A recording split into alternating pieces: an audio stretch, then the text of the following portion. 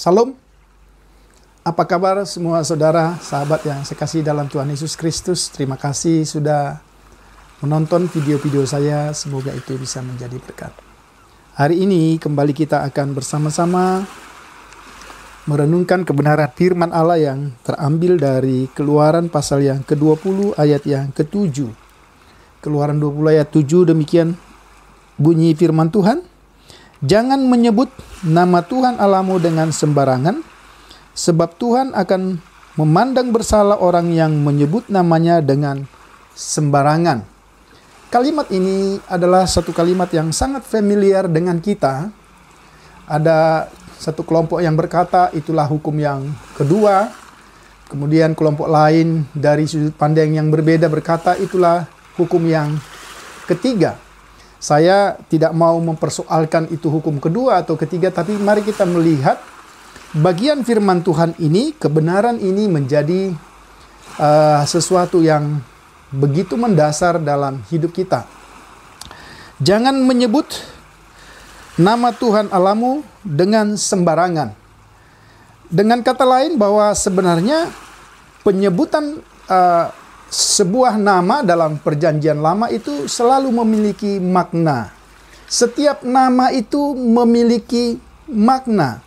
Misalnya kalau kita memperhatikan nama Yakub ya, yang menjadi Israel ialah seorang laki-laki atau manusia yang berperang dengan Allah dan kemudian dia menjadi menang, dari kata Israel ya.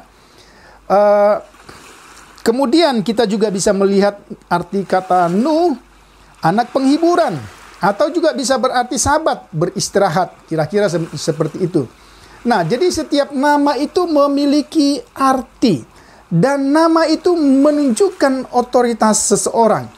Ya, sehingga orang yang memberi nama pastilah orang yang memiliki otoritas atas nama itu.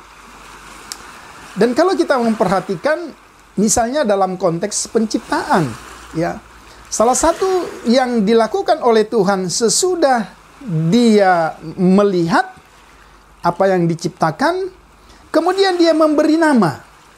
Artinya dia bertanggung jawab atas apa yang diciptakan.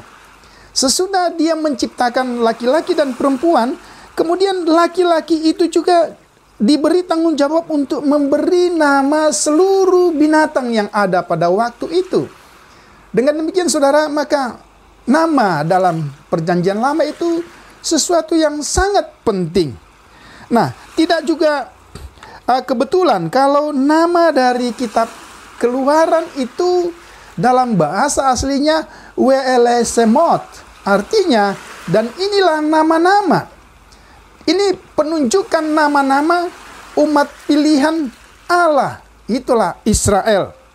Nah, kalau dikatakan jangan menyebut nama Tuhan Allahmu, maka bukan berarti kita tidak boleh menyebut nama Tuhan Allah. Karena setiap orang harus berseru kepada Tuhan. Bahkan kalau kita membaca di dalam perjanjian lama, ada frase yang paling banyak seringkali diulang, para nabi berbicara atas nama Tuhan. Jadi bukan berarti tidak bisa. Karena itu yang menjadi persoalan, yang sekaligus juga menjadi tema firman Tuhan hari ini ialah jangan menghampakan namanya. Saya harus katakan judul ini saya pinjam dari John Piper dalam satu renungan yang dia tulis dalam Our Daily Bread. Itu katakan jangan menghampakan namanya. Kalau kita melihat yang menjadi persoalan dalam teks ini ialah jangan menyebut nama Tuhan Allahmu dengan sembarangan. Sembarangan sesungguhnya berasal dari kata sia-sia, atau empty, atau vain, atau kosong. Sesuatu yang tidak berbobot. Jadi bisa kita bayangkan, kalau kita menyebut nama Tuhan, kemudian nama itu menjadi kosong, menjadi tidak berbobot, menjadi hampa. Dan ini tentu sangat bertentangan dengan doa Bapa kami. Bapa kami yang di surga, dikuduskanlah namamu. Dengan demikian yang menjadi persoalan di sini adalah ketika kita menyebut nama Tuhan itu, tetapi dengan satu maksud tertentu, atau misalnya kita menyebut nama Tuhan itu menjadi klaim terhadap tindakan-tindakan atau perkataan kita yang salah. Sekali lagi, kita tidak boleh salah mengerti, kita tidak boleh menyebut nama Tuhan. Karena firman Tuhan katakan berdoalah senantiasa. Bukankah setiap saat kita harus menyebut namanya? Tetapi sekali lagi persoalannya adalah ketika kita menyebut nama itu dalam alasan-alasan yang tidak benar. Atau misalnya ketika kita menggunakan nama Tuhan untuk sumpah, satu sumpah ketika kita melakukan tindakan yang tidak benar. Kita ingin membenarkan perkataan atau tindakan kita, kemudian dengan mengklaimnya dengan nama Tuhan. Arti lain, ketika kita sedang berkata, itulah kehendak Tuhan. Yang sesungguhnya ketika kita katakan itulah kehendak Tuhan, tetapi sesungguhnya kita sedang menutup-nutupi kesalahan kita atas tindakan kita. Itu juga sesungguhnya yang dimaksudkan oleh teks ini.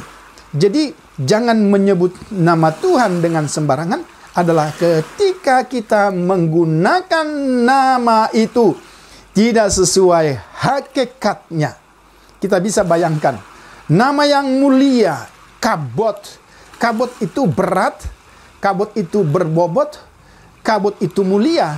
Kemudian ketika kita menyebutnya dalam ketidakbenaran, dalam tindakan yang tidak benar, maka nama itu kita ubah menjadi sesuatu yang kosong, menjadi seperti sekam yang tidak berbobot dan tidak bernilai. Saudara yang saya kasihi dalam Tuhan Yesus Kristus, mungkin juga kalau kita memperhatikan dalam konteks kita sehari-hari, sebagai hamba Tuhan atau sebagai orang-orang yang membicarakan firman Tuhan, apa kira-kira aplikasinya bagi kita? Adalah ketika kita berbicara atas nama Tuhan di dalam khotbah-khotbah kita, dalam penyampaian firman Tuhan, tetapi kita tidak menyampaikan kebenaran yang sesungguhnya seperti yang dikehendaki oleh Tuhan. Jadi saudara, kita harus berhati-hati. Ternyata ada begitu banyak aplikasi yang bisa kita lihat dalam pemakaian nama Tuhan. Dan kalau kita memperhatikan, tentu juga di dalam perjanjian lama dan perjanjian baru, hamba-hamba Tuhan, nabi-nabi, bahkan Tuhan Yesus sendiri memakai nama Tuhan. Dan saudara tahu ketika dia memakai nama Allah Bapanya dan dia menyamakan dirinya dengan Bapanya, itu juga disalah persepsi oleh orang dan akhirnya membuat dia hendak dilempari oleh batu. Ini juga menjadi satu persoalan. Tetapi juga kalau kita membaca misalnya di dalam 2 Korintus 1 ayat 23, di mana Paulus memakai nama Allah sebagai saksi atas kemurnian hatinya dalam memotivasi, dalam membangun, dalam menumbuhkan jemaat yang dilayaninya. Tentu ini tidak bertentangan dengan bagian firman Tuhan ini. Tetapi yang ingin dikatakan adalah ketika kita memakai nama Tuhan dalam konteks yang tidak benar. Dalam konteks dosa yang sangat bertentangan dengan nama Tuhan yang berbobot, yang mulia itu. Itulah sesungguhnya yang dilarang dalam firman yang kedua, atau mungkin pada pandangan lain dalam firman yang ketiga ini. Dan kalau saudara perhatikan, apa akibatnya ketika kita menyebut nama Tuhan dengan sembarangan? Dikatakan, Tuhan akan memandang bersalah orang yang menyebut namanya dengan sembarangan. Memandang bersalah, sesungguhnya seseorang itu sedang berada dalam penghukuman Tuhan.